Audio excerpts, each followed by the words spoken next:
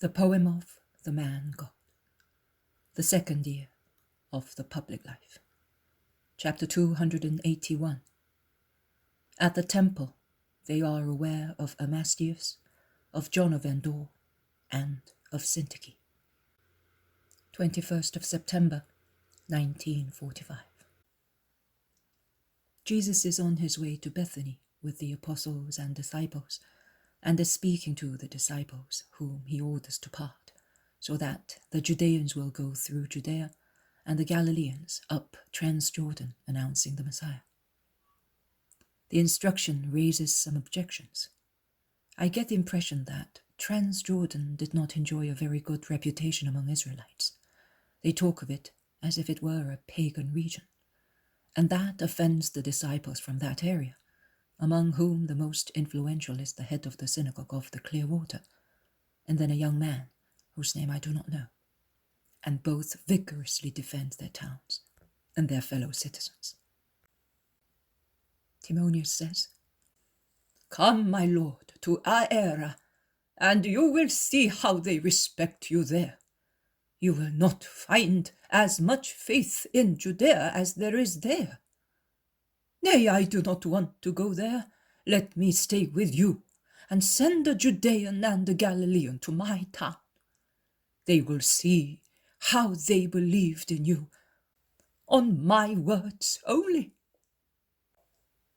And the young man says, "I believed without even seeing you, and I looked for you after my mother had forgiven me. But I am happy to go back there, although that means being mocked by wicked citizens as I was once, and being reproached by good people for my behavior in the past. But it does not matter. I will preach you through my example." You are right. You will do as you said, and then I will come. And you, Timonius, are right too.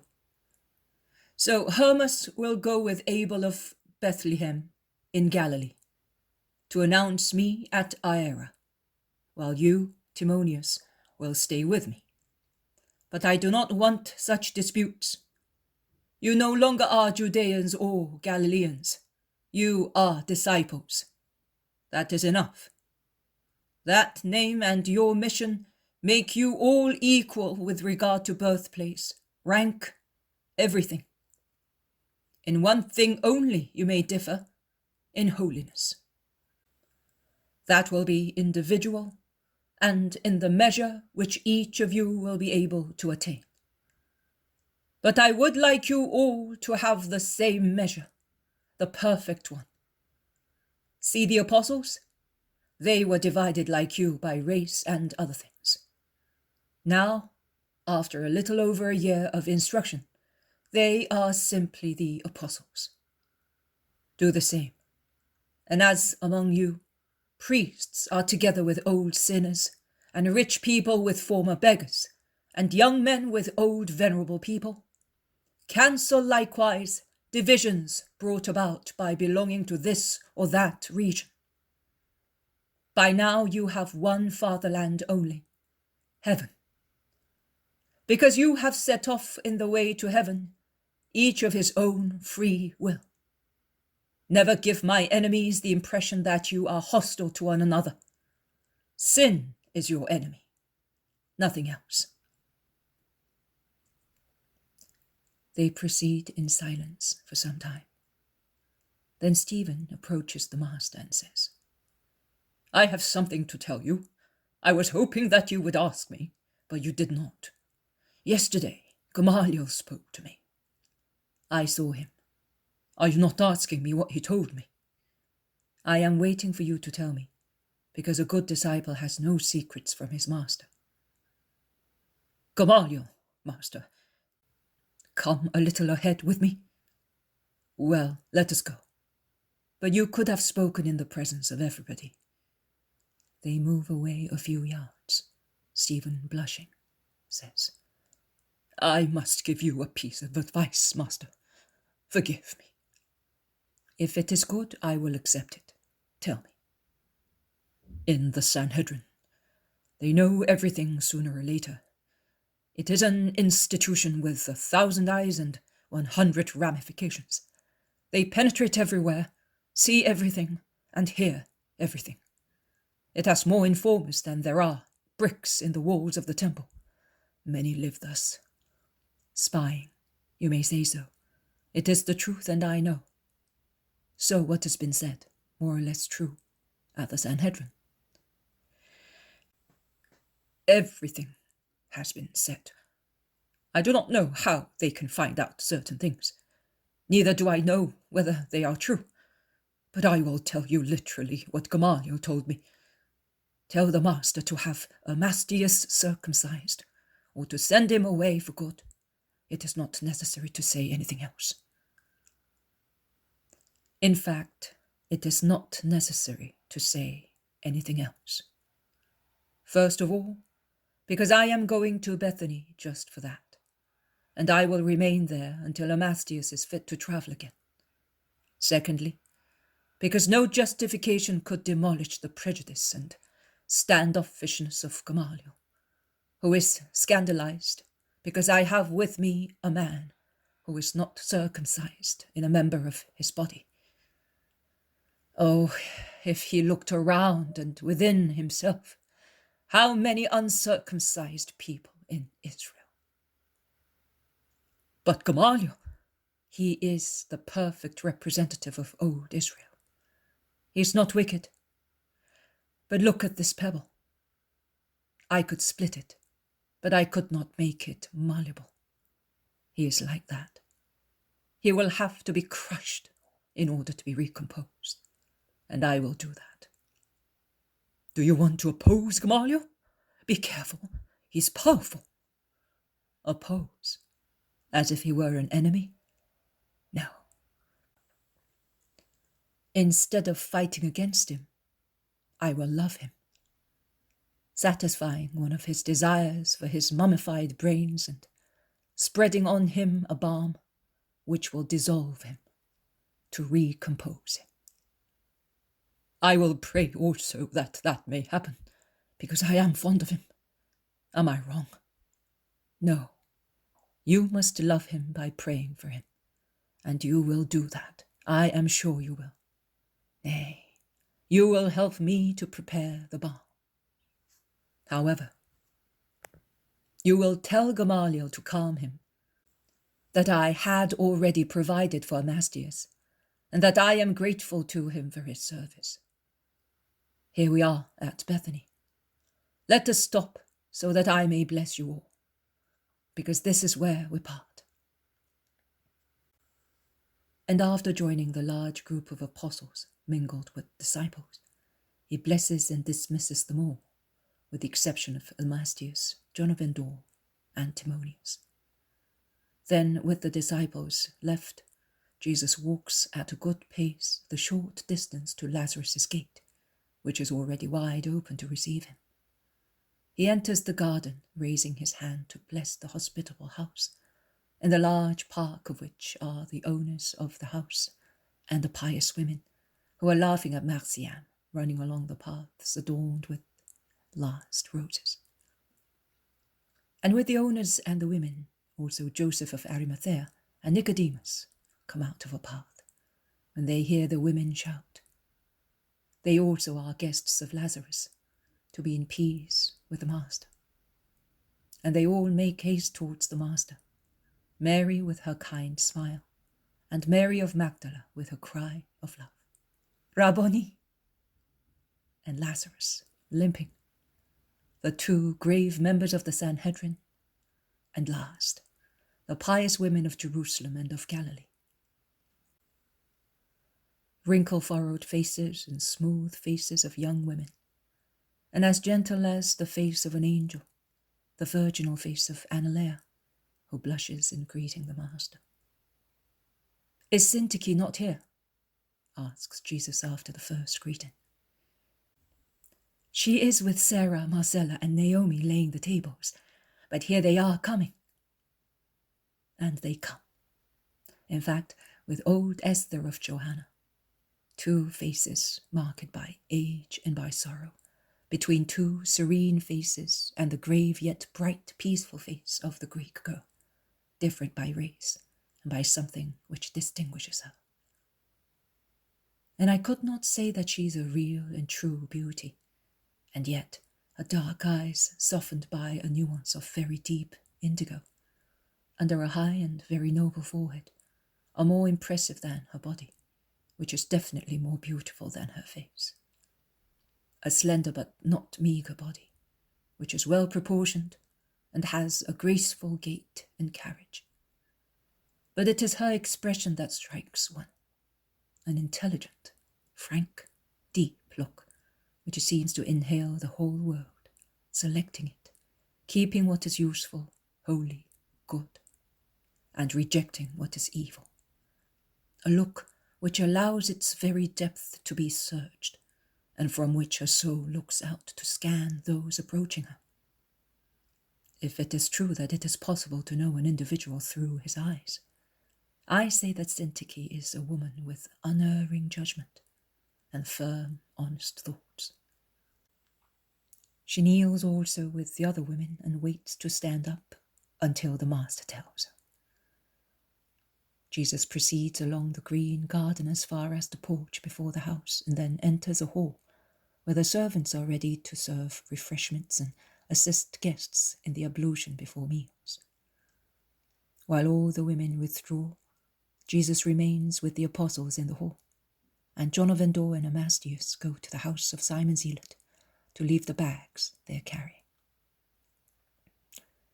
Is the young fellow who has gone with John, the one-eyed man, the Philistine whom you have accepted? Asks Joseph. Yes, Joseph, he is. How do you know? Master, Nicodemus and I have been wondering for some days how we know and how, unfortunately, the others of the temple know about it. The fact is that we do know. Before the tabernacles, in the meeting which is always held before such festivities, some Pharisees said that they knew for certain that among your disciples, beside, forgive me, Lazarus, known and unknown prostitutes and publicans, forgive me, Matthew of Alphaeus, and former galley slaves, there were an uncircumcised Philistine and a heathen girl. With regard to the heathen girl, who is certainly Syntyche, one can understand how it became known, or at least guess so. The Roman made a great fuss about her, and he became the laughingstock of his people and of the Jews, also because he searched for his runaway everywhere, complaining and threatening. And he even troubled Herod, saying that she was hiding in Johanna's house, and that the tetrarch should order his steward to hand her back to her master. But it is strange, very strange, that it should be known that among the many men who follow you, there is an uncircumcised Philistine and a former galley slave. Do you not think so? It is and it is not strange. I will provide for Syntyche and the former galley slave. Yes, do. Above all, you ought to send John away. Your group of apostles is not a place for him. Joseph, have you perhaps become a Pharisee? Asks Jesus severely. No, but... And should I humiliate a soul which has been regenerated because of the silly scruple of the worst Pharisaism? No, I will not. I will provide for his tranquility, his, not mine. I will watch over his perfecting, as I watch over innocent Marcians. Really, there is no difference in their spiritual ignorance. One speaks for the first time words of wisdom, because God has forgiven him, because he is reborn in God, because God has embraced the sinner. The other speaks the same words, passing from a forlorn childhood to a boyhood, watched over by the love of man, beside the love of God, and opens his soul to the sun like a corolla, and the sun enlightens him with himself, his son, God. And one is about to speak his last words. Can your eyes not see that he is wearing himself out with penance and love? Oh, I would really like to have many Johns of Endor in Israel and among my servants. I would like you, too, Joseph, and you, Nicodemus, to have hearts like his. And above all, I wish his informer had it, the vile snake that hides under the appearance of a friend and is acting as a spy before becoming an assassin. The snake that envies the bird its wings and lays snares for it to tear them off and enthrall it. No, the bird is about to change into an angel.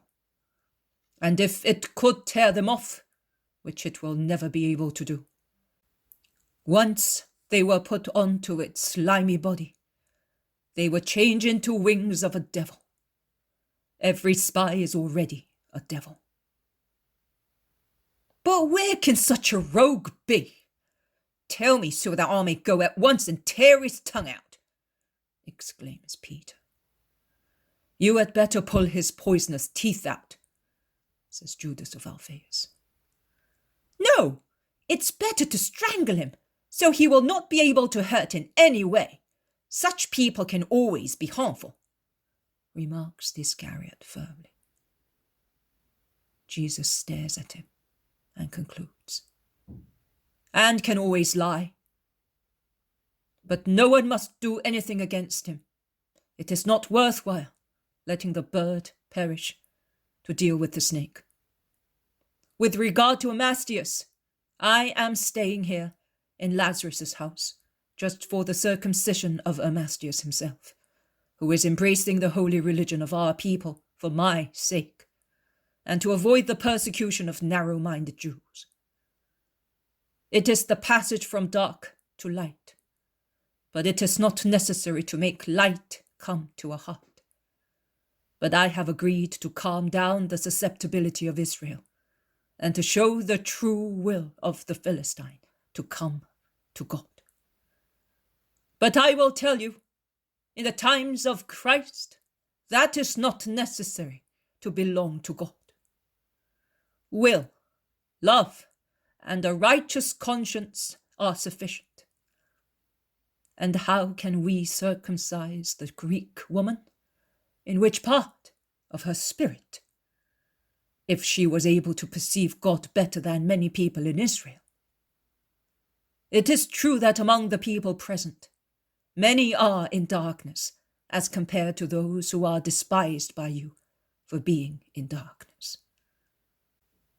In any case, both the informer and you, members of the Sanhedrin, can tell the people concerned that the scandal has been removed as from today.